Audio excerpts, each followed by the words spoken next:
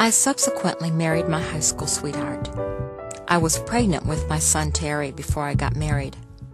And 2 weeks before the wedding, my fiancé came to me and told me that he was in love with another woman. My mother told me that I didn't need to go through with the wedding, but because things were so financially bad at home, I did not want to be a burden. However, after marriage, my first husband would leave for work on Friday mornings, which were paydays, and I would not see him again until Monday night after work. He was into drugs and was very abusive. We lived in a bad neighborhood. Our apartment had been broken into several times. I became pregnant with my second child, Tiffany. When I had decided to leave him, I went to an attorney. Now, this was back in the early 70s. The attorney told me that I should stay with my husband because no man would want to marry a woman with 2 children, and it would be difficult for me, as a single mother, to support 2 children on my own. I thought, are you kidding me? I decided to secretly save my money so that I could leave. Then one night, when I was 9 months pregnant, it was pouring down rain, and my husband wanted to go out with the fellas. I knew that if he left, I probably wouldn't see him again for days. I asked him not to go. He told me he was going anyway. I told him that if he left, I was going to lock the door and he wouldn't be able to get back in. Unknown to him, I had taken his house key off his key ring. He then proceeded to take the door off its hinges. Now, given the bad neighborhood we lived in, I tried to stop him. He beat me so badly, one eye was swollen shut. He left me that night, bruised, battered, with our 2-year-old son, and no front door on the apartment, in a bad neighborhood.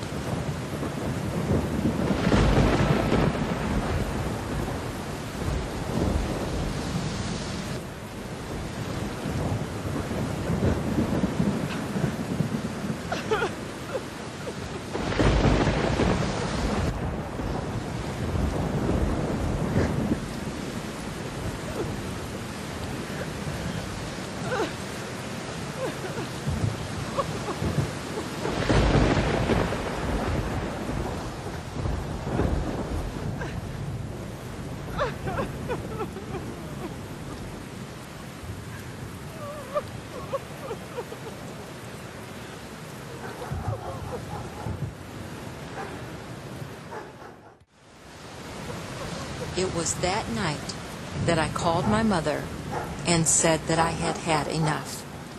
I packed up my son Terry and some of our clothes, and I left.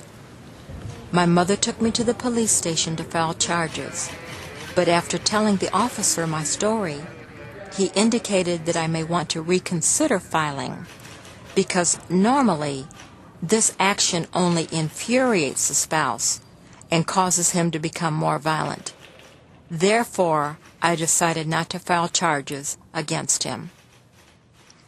Although I did not file charges, as the officer suggested, I took my mother's advice, and after that night, I never looked back. Thank God I had saved $500. I used $250 to buy a raggedy Chevrolet Corvair. The car was so bad, it had a hole in the floorboard in the back seat. I couldn't even let Terry ride in the back. Also, the car had been in an accident, and the driver's side was smashed. You couldn't even roll up the window all the way. I had to put a rolled-up piece of sponge to keep the rain and snow out. I took the other $250 and rented a really nice townhome in a nice part of town. The deposit, however, was $500. I went to the manager, explained my situation, and told him that I only had $250 to my name. But if he would rent me that townhome, I promised him that what I owed him I would pay, and I would never be late on my rent. He gave me the townhouse. I subsequently paid him the other $250, and no, I was never late on my rent. But I had no money. I fed my children chicken pot pies every night because they were 3 for $1, and you had a full meal.